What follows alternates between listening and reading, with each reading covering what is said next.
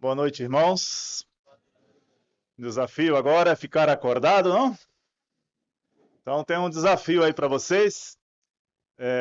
Lá em Peniel, uma vez eu pedi para os alunos, eu estava vendo que eles estavam com muito sono, aí eu tive uma ideia, né? Só que a ideia me humilhava. Mas tudo bem, se é para manter vocês acordados, tudo bem. Então, uma missão que vocês têm agora é anotar quantos né eu vou falar na mensagem, tá bom? Naquela aula de 1h30, o aluno disse, eu estou confiando nele, né? Eu falei 65 né. Acredita nisso? Então, esses que eu já falei não conta, tá bom? Então, a partir de agora, vocês anotam aí. Agora, amanhã só que eu vou pedir para revelar, tá bom? E para poder animar o pessoal a acordar cedo e vir também. E agora, aquele que for falar quantos né, esse também não conta. Quantos né, esse também não conta. Eu vou falar, vai ter que responder outras perguntas também, tá bom? Tá joia? Então, vamos lá, valendo! Então, primeiro eu quero fazer menção e estar com uma só voz aí com o nosso irmão Alfredo. Fiquei muito animado ao vê-lo de manhã falando com tanto entusiasmo, convicção sobre aquilo que cremos dentro da palavra de Deus, que é sobre o dispensacionalismo, né? E tudo que segue a doutrina dispensacionalista. Então, eu me animei muito, fiquei muito feliz, porque hoje, até mesmo dentro do nosso movimento, é perigoso. Já passei alguns apertos falando sobre isso, inclusive recentemente convidado para uma das nossas igrejas, numa região que eu achava que estava com esse assunto resolvido, e estava com uma roda com uns homens, irmãos ali em Cristo, e um dos irmãos falou assim: rapaz, eu era dispensacionalista até que eu comecei a estudar a Bíblia e deixei de ser. E aí, na mesma hora, eu não tinha papa na língua, né? Ó, aí notei aí. Na mesma hora, eu falei, rapaz, interessante, porque eu continuo estudando a Bíblia e continuo crendo na forma dispensacionalista. Para piorar a situação, eu fui pregar, depois que acabei, me apresentaram a casa que eu ia ficar hospedado, era daquele irmão. Então fomos conversar sobre futebol, sobre outras coisas. Estava na casa dele. Se estivesse na minha casa, eu ia puxar assunto, mas na casa do irmão a gente fica mais quietinho, né? E deixa rolar. Muito bem, então cuidado, irmãos. Infelizmente, estamos perdendo esta base doutrinária que temos em muitos lugares. E fico triste, mas hoje eu fiquei muito feliz de ouvir o nosso irmão e estamos juntos com esta mesma visão. Também outra coisa que foi falado de manhã, que o irmão Alfredo falou, foi sobre não haver separação entre a vida espiritual, né, como alguns colocam, secularismo, né, a vida secular e a vida espiritual. Realmente não há, concordo também plenamente, não há essa diferença. Todos somos salvos por Cristo Jesus, já estamos em outro patamar, né, um flamenguista falando, né, em outro patamar nesse assunto. Tudo para nós agora que fazemos, tudo tem a ver com Cristo. Se trabalho, tem a ver com Cristo. Se estudo, tem a ver com Cristo. Os meus propósitos nesta vida têm a ver com Cristo. Tudo é para Cristo, porque é só nele que eu encontro a razão de estar neste mundo, fazendo o que eu estou fazendo. Então, tudo é para Cristo. Não há essa separação realmente. E vou mais a fundo, se o irmão me permite, irmão Alfredo, também não há essa diferença que alguns colocam do o missionário de tempo integral, o obreiro de tempo integral dos demais irmãos. Não há essa diferença. Porque aquilo que muitas vezes as pessoas criam expectativa, e agora eu sou um obreiro de tempo integral, tá bem? Aquilo que muitas pessoas falam de como tem que ser minha vida, eu concordo. Né? Quando eu falo, olha, tendo o que comer e o que vestir, esteja por satisfeito, esteja contente, porque assim, né, Paulo escreve a Timóteo. Eu falei, mas Paulo escreve a Timóteo, mas é para todos. Não é só para o obreiro de tempo integral, tendo o que comer e o que vestir, esteja por satisfeito. Paulo escrevendo em 1 Coríntios 7:31, que eu citei de manhã, quando ele fala aqueles que vivem no mundo é como se do mundo não precisasse, ele não fala isso só para obreiros de tempo integral. Também não há essa diferença. Bom seria se aquilo que muitos falam e pensam corretamente, de como tem que ser a vida do obreiro de tempo integral, bom seria se todos aplicassem também para as suas vidas. Nós iríamos ter uma igreja bem forte, né? Uma vida cristã. Eu acho que eu não falei, não. Quase que eu falei, tá? Você está anotando aí, né? Eu quase falei, mas tudo bem. Se quer anotar, pode anotar. Então, não teríamos igrejas fracas. Aquilo que se projeta, aquilo que se vê, eu creio que é bíblico, né? Que tem a ver com a vida do obreiro de tempo integral, se todos aplicassem para a sua vida, teríamos uma igreja muito mais forte, né? Impactando este mundo. Porque aquilo que se espera do obreiro de tempo integral são poucos obreiros de tempo integral. Então está difícil impactar o mundo. Mas quando olhamos para a Escritura e vemos no primeiro século, aquilo que se projetava para os obreiros de tempo integral era também encontrado nos demais crentes.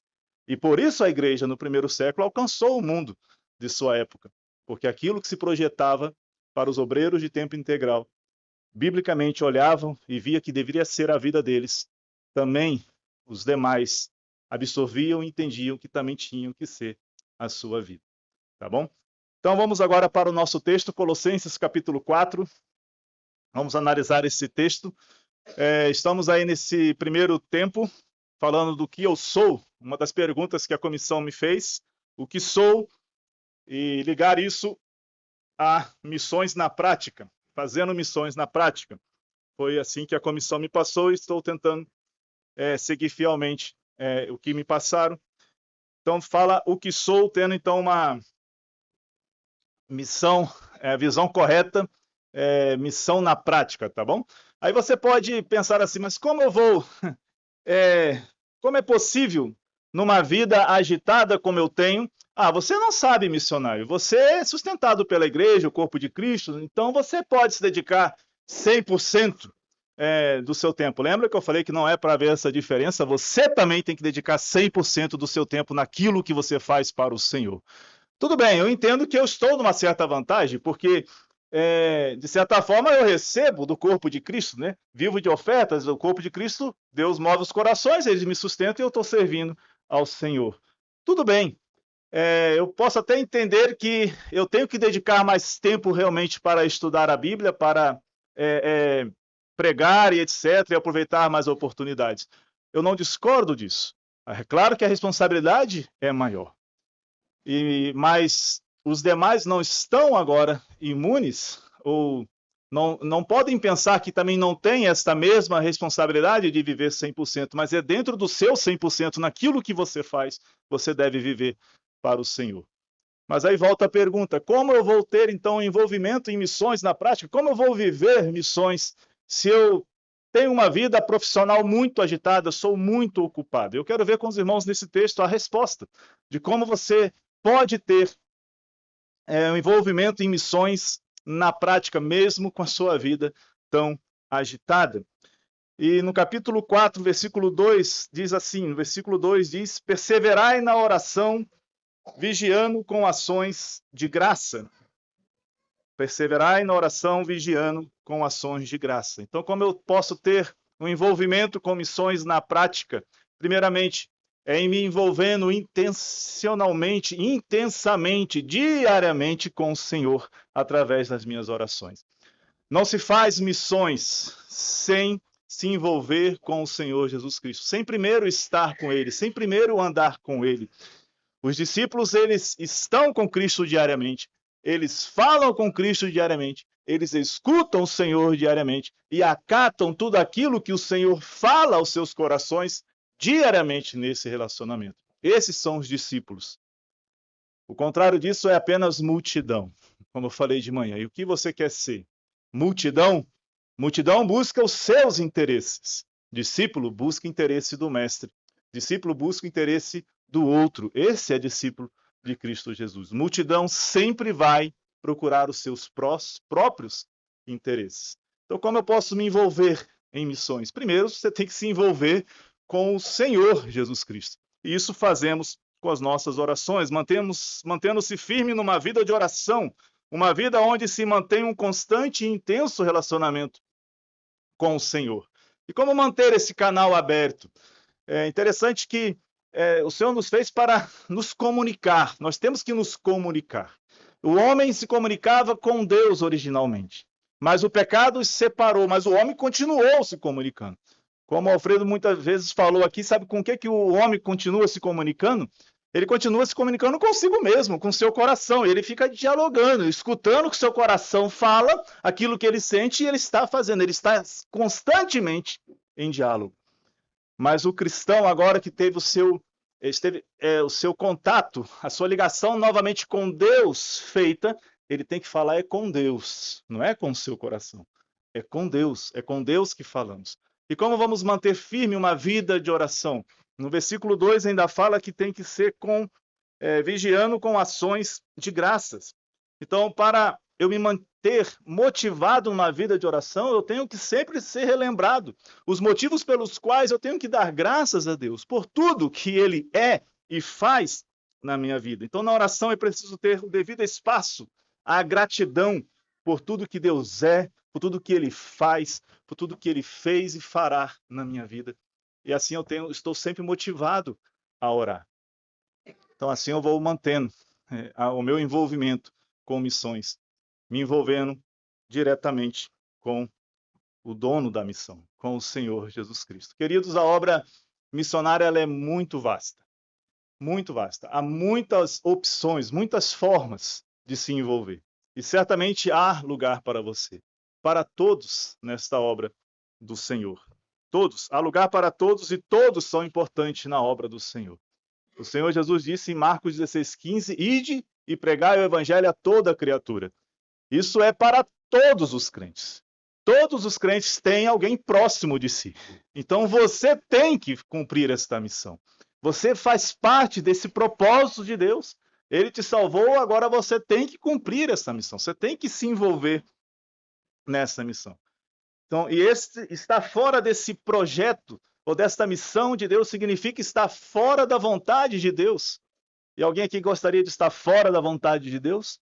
Se você não está envolvido com o Senhor e com a sua obra, você está fora da vontade de Deus. Você é um crente, mas está fora da vontade de Deus. Você precisa estar envolvido com a obra do Senhor. Estar fora desse projeto significa estar fora da vontade de Deus. E isso ninguém quer, tá bom? Agora volto àquela pergunta, né? Como então eu vou me envolver na obra missionária? Como eu vou fazer missões na prática se eu tenho uma profissão que me sufoca, né? Se eu tenho uma carga horária que me sufoca, eu chego em casa exausto, não tenho mais tempo para nada. Como eu vou fazer isso? Como eu vou? Então, quero ver aqui nesse texto, seguindo em Colossenses 4, a partir do versículo 3, quero ver com os irmãos a importância de ter um envolvimento pessoal com missões, a participação da igreja no serviço missionário, através da oração, do testemunho e da comunhão com aqueles que estão longe de tempo integral, por exemplo. Então, como eu vou me envolver na obra missionária, como eu vou me envolver na obra do Senhor, como eu vou fazer missões na prática se eu tenho uma vida tão agitada, com a carga horária tão pesada, se eu estou fazendo mestrado, doutorado, como que eu vou ter que dar uma pausa. Não tem um momento de pausa, não? Não tem. Lamento lhe informar, não tem um momento de pausa. Não, mas eu estou fazendo medicina, é muito agitado. Não tem, tá bom? Não tem pausa nesse assunto. Não importa em que você está envolvido nesse mundo, você é um servo do Senhor e você tem que estar envolvido na obra do Senhor. Eu quero ver aqui com os irmãos, a partir do versículo 3, algumas ações importantes, de grande valor, se você realmente quer cumprir esse propósito de Deus para a sua vida, que é se envolver na sua obra. E a primeira ação importante de grande valor está no versículo 3 e 4. Devemos estar constantemente em oração. Versículo 3 e 4 diz assim, suplicai, Paulo falando à igreja de Colosso, aos crentes de Colosso, suplicai ao mesmo tempo também por nós, para que Deus nos abra a porta à palavra, a fim de falarmos do mistério de Cristo, pelo qual também estou algemado, para que eu manifeste como devo fazer. Primeira ação de grande valor para se envolver na obra missionária é estar constantemente em oração. constantemente em oração. Por meio da oração, somos real e ativamente envolvidos em obras que estão geograficamente longe de nós, em situações que estão longe de nós. Repito que Paulo está escrevendo para uma igreja local na cidade de Colossos, correto? Estão comigo? Estão acordados?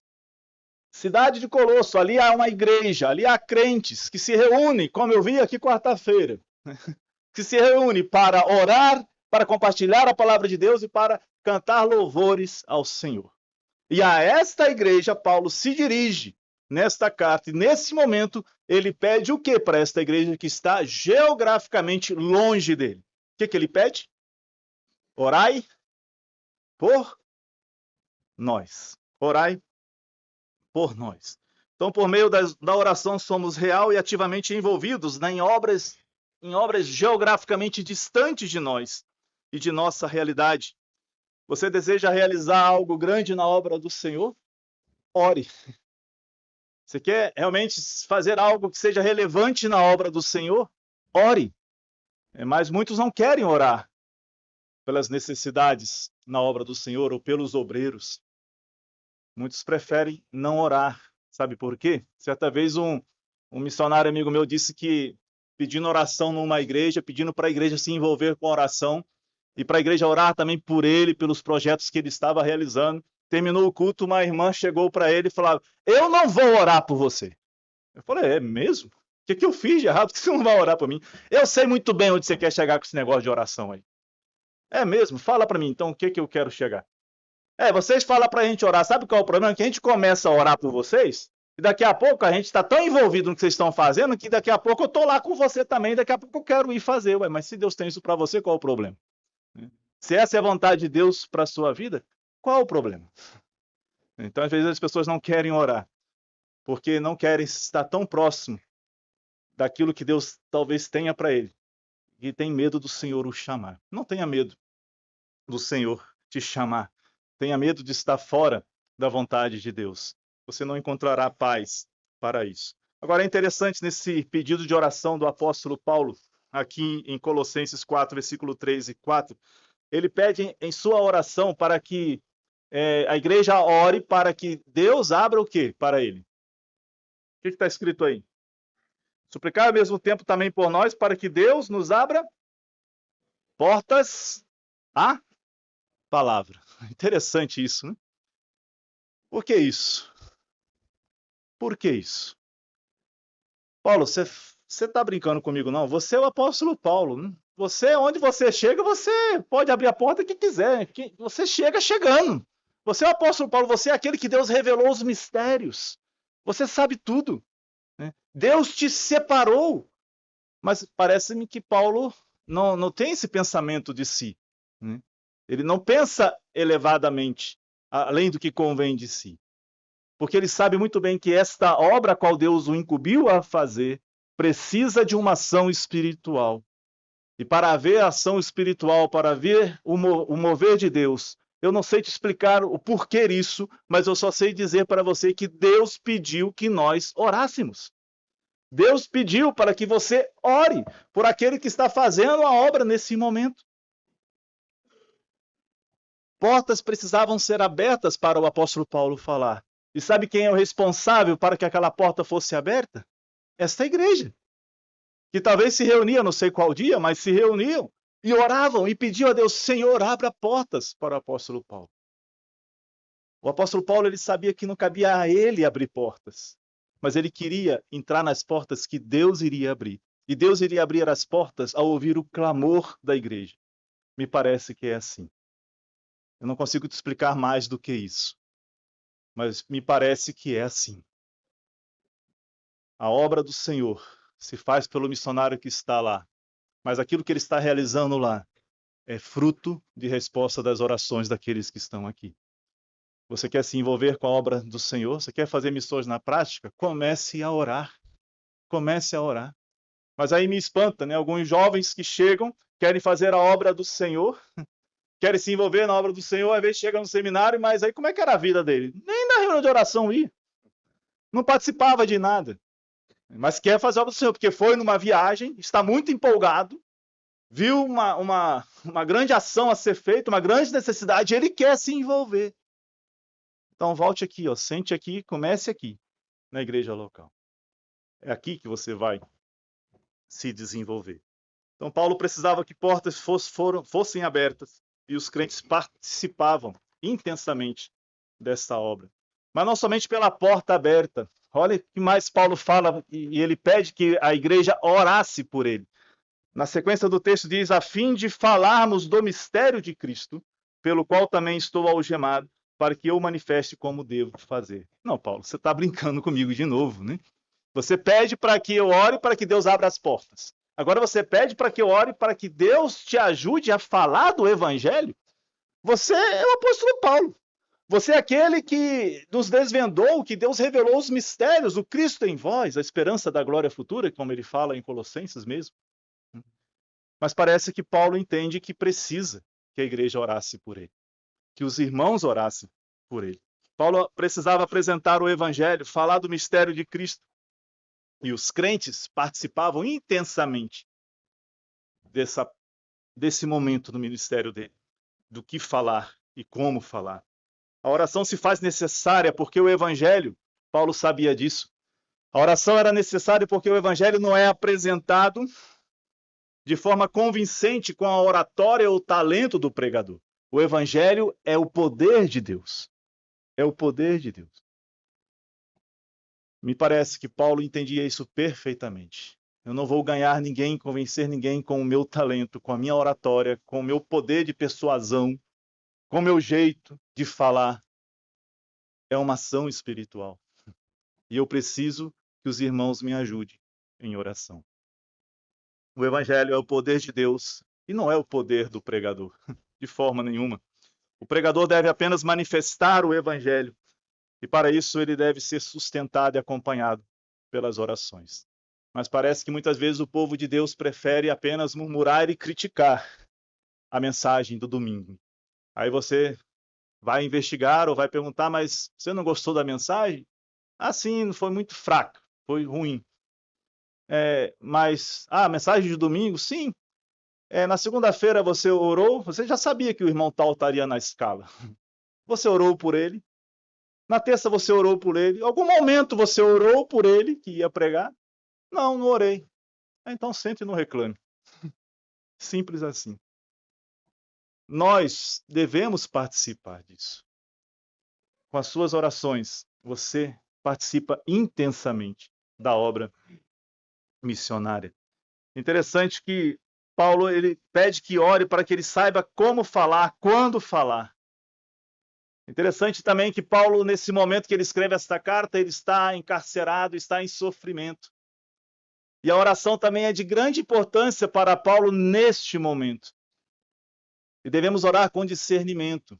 É claro e evidente que numa situação dessa, de um contexto desse, de um missionário, um dos temas da minha oração é: Senhor, livra-o desta cadeia, livra-o da morte.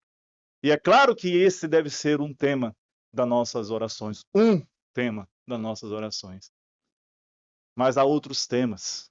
E eu creio que a igreja orava por os outros temas, por isso que Paulo e os demais, eles foram vitoriosos em meio a muito sofrimento. Por isso que Pedro e João, por exemplo, no cárcere, né? Por isso que Paulo mesmo no cárcere, ele cantava louvores a Deus. Porque a igreja orava não somente por livramento, mas orava: Senhor, se manifeste a ele, traga paz ao coração dele, traga convicção a ele, para que ele entenda muito bem o porquê que ele está algemado. E Paulo entendia: eu estou algemado por causa do evangelho. Isso para ele não era um menosprezo, não era um motivo de tristeza, mas o fato de ele estar preso por causa do evangelho era uma glória. Não era motivo de fracasso ou de derrota, mas era uma glória. E para que irmãos nossos que estão em sofrimentos iguais hoje neste mundo, por causa de pregar o evangelho, para que eles tenham esse mesmo sentimento, esta mesma firmeza, é preciso que o povo de Deus esteja orando por eles. Então você quer se envolver na obra do Senhor? Você que tem uma vida agitada agora, me responda: é possível ou não é possível se envolver intensamente na obra do Senhor? Você aí com a sua vida agitada, no seu caminho para casa, ida e volta, nos seus intervalos, nos seus momentos que você pode elevar os seus pensamentos a Deus. É claro que você pode. É claro que você pode se envolver intensamente com a obra do Senhor, através das suas orações. Você participa com suas orações tanto no onde, no quando e no como. A segunda ação de grande valor também para aqueles que querem se envolver na obra do Senhor, aqueles que deixaram de ser multidão e passaram a ser discípulos do Senhor. Lembrando que no Novo Testamento você encontra muitos e muitos nomes de irmãos que não eram missionários de tempo integral, mas eles tinham uma vida integral, vivendo ao Senhor em meio às suas atividades. A lista é grande. Se você abrir o livro de Romanos, por exemplo, no capítulo 16, vai aparecer vários nomes ali. E eu desafio você a provar que alguns deles ali, alguns talvez você possa até conseguir provar, mas a grande maioria não era obreiro de tempo integral. Eram pessoas comuns, que tinham suas funções, que tinham suas profissões, suas responsabilidades sociais, mas estavam vivendo intensamente a obra do Senhor. Naquela lista de Romanos 16 tinha até um tesoureiro da cidade, que Paulo menciona. Paulo menciona o tesoureiro da cidade, você acredita? Se aquele tesoureiro da cidade foi um destaque para Paulo, é porque era um irmão em Cristo, tesoureiro da cidade, que vivia intensamente a sua fé como tesoureiro da cidade. Senão não estaria naquela lista. Não era um obreiro de tempo integral. Mas seguindo adiante, a segunda ação importante de grande valor, versículos 5 e 6 diz: portai-vos com sabedoria para com os que são de fora. Aproveitai as oportunidades. A vossa palavra seja sempre agradável, temperada com sal, para saberdes como deveis responder a cada um. Segunda ação importante de grande valor é o seu testemunho, a sua vida, onde você está. Você se envolve, você faz missão na prática com o seu testemunho também. Mas não só com um bom testemunho. O versículo 5 e 6 dá destaque para o falar, para o proceder, para o sabedoria para saber falar, ser agradável, responder. Tem a ver com fala. Tem a ver com fala. Então, testemunhar. Segunda ação de grande valor. A primeira, a sua oração. A segunda, o seu testemunho. Porque aqueles que Paulo convoca para orar pela obra que ele está realizando geograficamente longe, Paulo também os responsabiliza a testemunhar aquilo pelo qual vocês oram para que eu faça lá. É interessante que vocês que estão orando por aquilo que eu estou fazendo aqui, longe de vocês, seja o mesmo que vocês estejam fazendo aonde vocês estão. Aonde vocês estão. Então, o serviço da oração é decisivo? Claro que é. Mas ele se tornaria insincero se a pessoa que ora não se dispusesse pessoalmente para o serviço de testemunhar, para viver aquilo que ele ora para que o outro faça lá do outro lado do mundo. Tipo assim, eu oro por você. Em troca disso, você fala, você se empenha, você luta, você sofre, você fica longe da sua família, mas eu vou continuar a minha vida aqui. Normal. Normal. Esse tipo de divisão de trabalho não existe na igreja. Aqueles que Paulo pede para se envolver com as suas orações pela obra que ele está fazendo longe, reparem no texto que ele fala: vocês também aí têm aqueles que estão fora. Tem aqueles que estão longe do Senhor. E ele fala: portai-vos com sabedoria com os que são de fora. Repare, é o mesmo público, os mesmos irmãos que ele pediu para orar por ele. Paulo os relembra que vocês também, aonde vocês estão, vocês têm a mesma missão que eu. Aí onde vocês estão, tem pessoas que estão fora. Tem pessoas que estão distantes. Agora, interessante que Paulo não chega aqui dizendo: olha, chegue com tudo, fale pelas ventas, né? Saia falando, saia gritando. Não. Ele fala: aproveite as oportunidades. As oportunidades que Deus dá. Se aproveitássemos as oportunidades que Deus nos dá, estaríamos, com certeza, sendo bem efetivos em nossa missão. É a missão que foi nos dada. Aproveite as oportunidades. Paulo não fala crie oportunidades. Aproveite as oportunidades. A igreja local também tem um lá fora, para onde ela é enviada. para onde ela é enviada. Agora, temos que aproveitar as oportunidades. Há muitas pessoas em sua cidade que ainda estão lá fora. Muitas pessoas. E a grande oportunidade de evangelizar essas pessoas é justamente naquilo que você acha que é o empecilho para você se envolver com a obra do Senhor, que é a sua profissão. A oportunidade que essas pessoas têm de ser evangelizadas é pelo esse constante encontro com elas. Nessas oportunidades dentro da sua profissão, dentro dos seus afazeres. É aí. É aí que o Senhor espera que você responda, que você resplandeça a sua luz. É aí nesses encontros. Agora, interessante que ele também fala aqui, depois de aproveitar a oportunidade, ele fala no versículo 6, a vossa palavra seja sempre temperada com sal. Sempre temperada com sal. Antes do versículo 6, ainda tem um destaque ainda no versículo 5 que eu quero dar, quando ele fala, portai-vos com sabedoria. É claro, sabedoria de Deus. Se o apóstolo Paulo precisava de sabedoria para proclamar o evangelho, que dirá nós? Precisamos de sabedoria. Não é do nosso jeito. Como o Alfredo também falou aqui, não é do seu jeito. É do jeito de Deus. É da forma dele. É falar o que ele quer que seja falado. E aí ele continua. Né? A vossa palavra seja sempre agradável, temperada com sal. Nós precisamos ser, dentro dessa sociedade, pessoas que sejam agradáveis. Concordo, porque está escrito aqui, seja agradável. Na sua profissão, no seu local de trabalho, na escola, na faculdade, você tem que ser aquela pessoa onde todos olham e elas confiam. Elas sabem que podem confiar em você. Você é agradável. Você não é aquela pessoa ríspida, aquela pessoa que ninguém quer encostar, que pessoas têm medo até de se aproximar. De forma nenhuma. Nós temos que ser agradáveis. Mas só que tem um adendo aqui. Esse ser agradável, você tem que temperar aquilo que você fala com sal. Você tem que salgar um pouco. Então, deixa eu tentar exemplificar aqui. Entendi, vou fazer a obra do Senhor, vou testemunhar, então agora lá no meu trabalho vai ser assim. Toda vez que eu atender o telefone, eu vou falar, alô, bom dia, Jesus te ama. Tá vendo? Palavra gostosa de ouvir. Né? Só que a pessoa do outro lado está pensando, sabe o quê? É claro que Jesus me ama.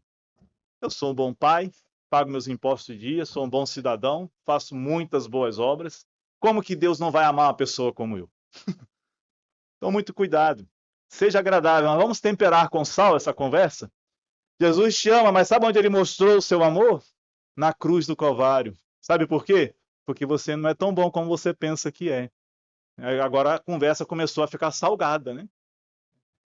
A conversa ficou salgada quando você apenas não fala do amor de Deus, mas fala também da justiça de Deus. E a justiça de Deus foi celebrada na cruz, na pessoa do Senhor Jesus Cristo. E isso é porque não há nesse mundo ninguém bom. Não há ninguém merecedor de nada. Por isso que o meu Senhor teve que morrer. Precisa de sabedoria.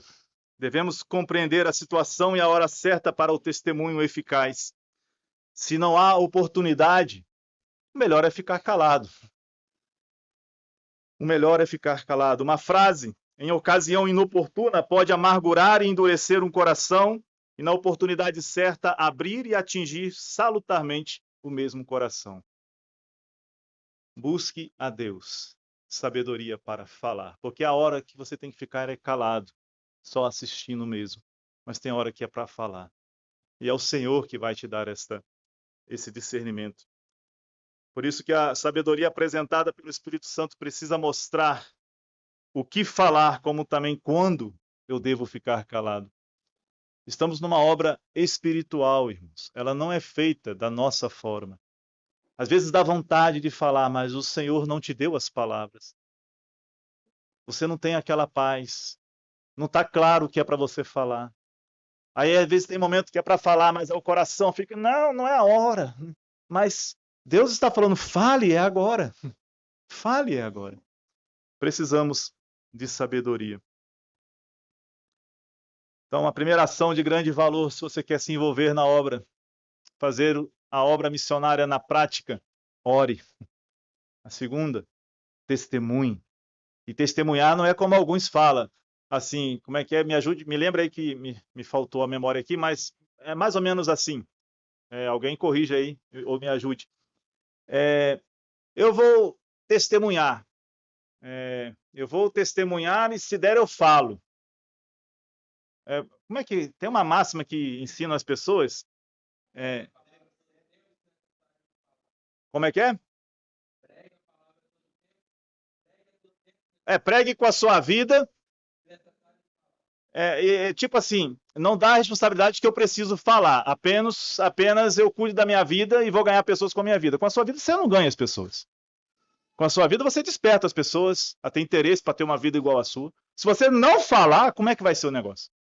A pessoa vai ficar te seguindo, né? Olha, ele tem uma boa vida, ele tem um bom testemunho, eu quero ser igual a ele, mas aí ele chega até você, ele está imitando você, mas você ainda não falou para ele por que, que você é do jeito que você é.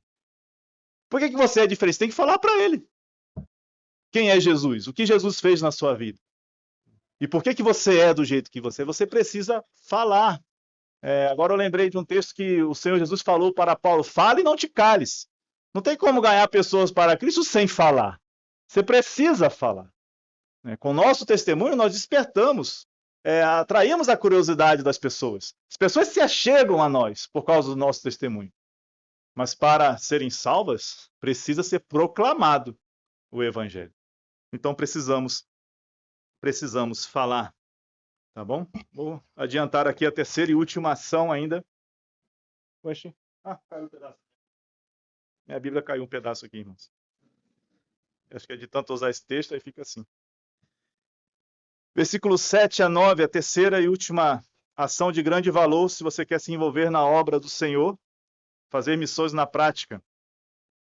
Terceira ação importante de grande valor é ter comunhão com aqueles que estão fazendo a obra do Senhor. Mesmo que seja geograficamente longe de você. Versículos 7 a 9 diz assim: quanto à minha situação, Tíquico, irmão amado e fiel ministro, e conservo no Senhor, de tudo vos informará. Eu vou-lo envio com expresso propósito de vos dar conhecimento da nossa situação e de alentar o vosso coração. Em sua companhia vos envio Onésimo, o fiel e amado irmão que é do vosso meio. Eles vos farão saber tudo o que por aqui ocorre.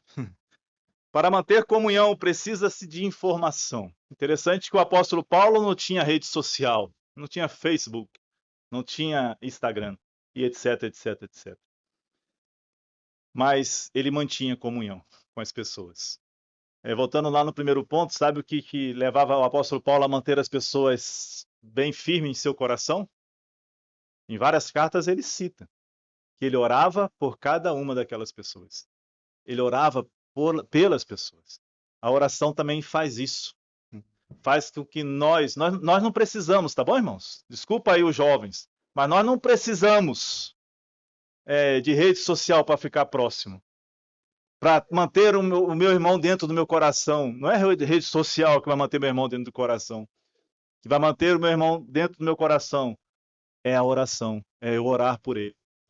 Interessante que lá na carta aos Romanos mesmo, Paulo, ele cita um homem lá, que ele fala que foi a primícia da Ásia, no ministério dele.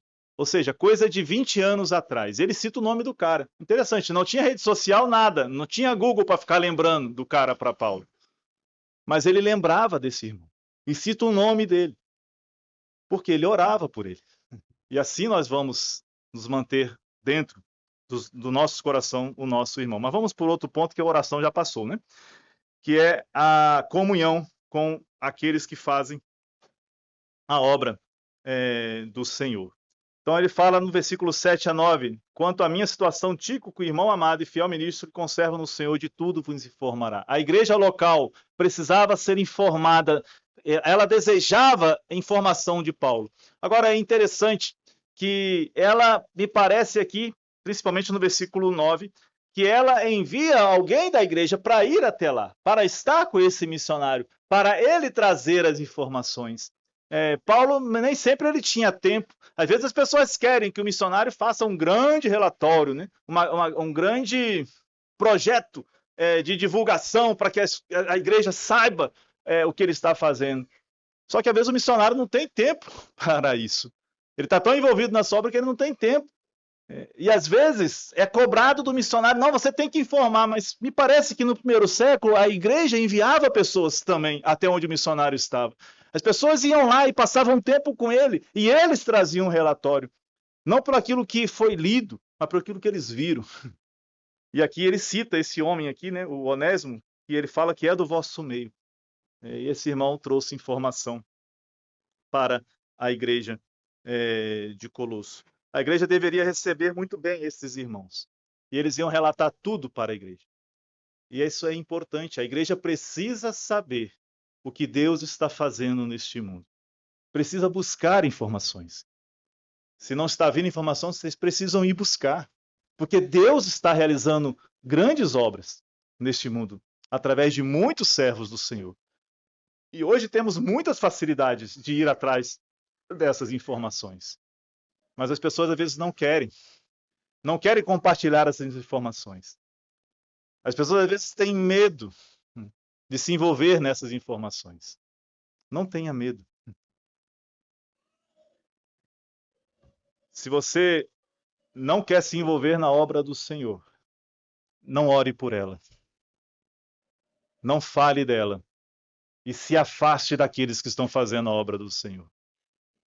Há 20 anos atrás foi assim. Olha para minha mão aqui, tá? Para depois não falar que eu estou falando besteira.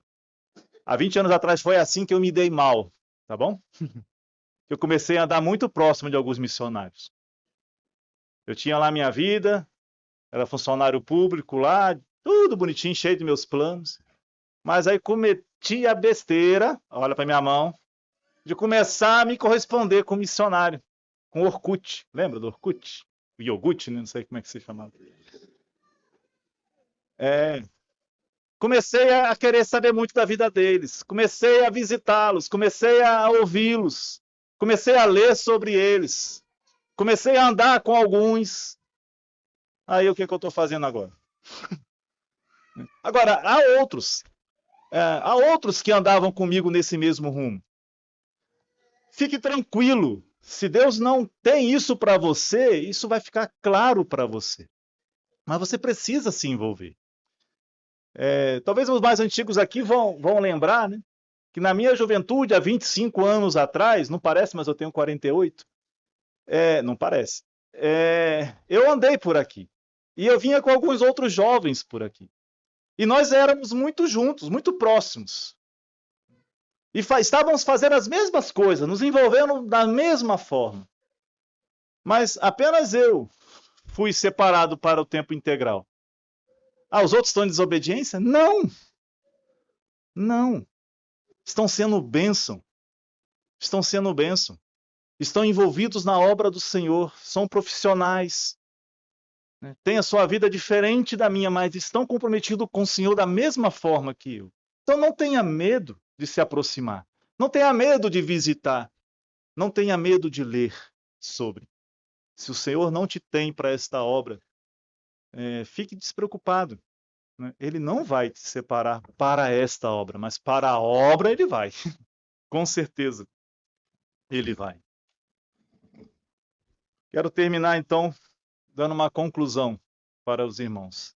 Então, se eu orar pela obra do Senhor, se eu testemunhar com a minha vida e falar, e se eu só trocar mais ideias com os missionários aí de tempo integral, eu estou cumprindo o ID do Senhor? Tranquilo? Tranquilo. Fique tranquilo. Fique tranquilo. Então eu posso ficar aqui sem problema nenhum? Continue, sem problema nenhum. Mas ore, testemunhe, falando também, né? E se corresponda e vá se inteirar do que Deus está fazendo na obra do Senhor. E fique tranquilo, que se Deus te tem para virar a chave, ele vai ficar muito claro. Muito claro. Não se sinta inútil ou menor do que um obreiro de tempo integral. E eu sou um obreiro de tempo integral, tá bom? Não se sinta menor na obra do Senhor, se comparando com aqueles que estão longe, por exemplo. Quando você se envolve em missões com sua oração, seu testemunho, seu esforço para manter comunhão com aqueles que estão longe, você se torna tão útil quanto aquele que está do outro lado do planeta. Para Paulo, esses irmãos era tão útil, tão importante quanto o que ele estava fazendo lá. Porque o que ele estava fazendo lá dependia da integridade, da intensidade que esses irmãos na igreja local estavam vivendo a sua fé. Com esse envolvimento na obra missionária, seu ouvido estará sensível para ouvir o chamado do Senhor, ou seja, para ficar aqui, não haverá conflito, ou seja, para ir. Mantendo esse compromisso, não se espante se de repente ficar claro que Deus também te chama para outra frente de trabalho. Não se espante se de repente o Senhor virar a chave e te mandar para outro lado do planeta. Mas comece orando, comece se envolvendo com o Senhor, comece orando, comece testemunhando. Porque isso é o que você tem que fazer como crente. E se o Senhor te tem para fazer a obra dele de outra forma, de tempo integral, isso vai ficar claro no seu coração, tá bom? Então, você quer fazer missões na prática? Comece hoje. Ore hoje. Testemunhe hoje. Nos quartos aqui, você tem oportunidade de testemunhar. Com seu celular na mão hoje, você já pode ir atrás de informações com alguns missionários. Já pode marcar uma data para uma visita. E é interessante isso, sabe? E eu recomendo que a igreja visite o campo, longe.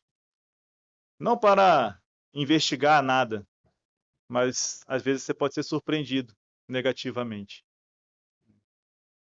Há um tempo atrás eu soube de um missionário que era mantido por sua igreja com todos os direitos, né?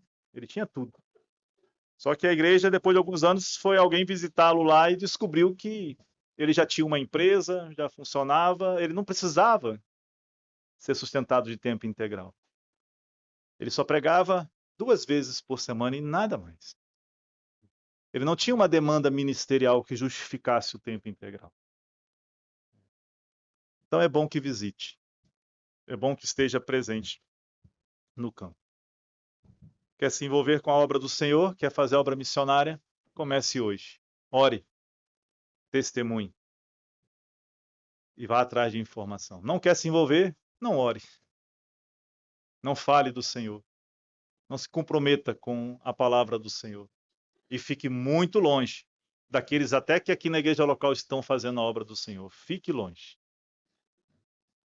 Agora, se você quer se envolver, não sabe como, eu quero fazer alguma coisa, mas eu não sei o que fazer. Então comece a andar com aquele que está fazendo, que vai dar certo. Aqui tem pessoas fazendo. Eu entendi, eu quero começar a me envolver. Então, vê quem está fazendo a obra do Senhor aqui e comece a andar perto dele, que vai dar certo. Não ande perto de quem não está fazendo nada. Procure alguém que esteja fazendo alguma coisa e ande ao lado dele. Deus abençoe.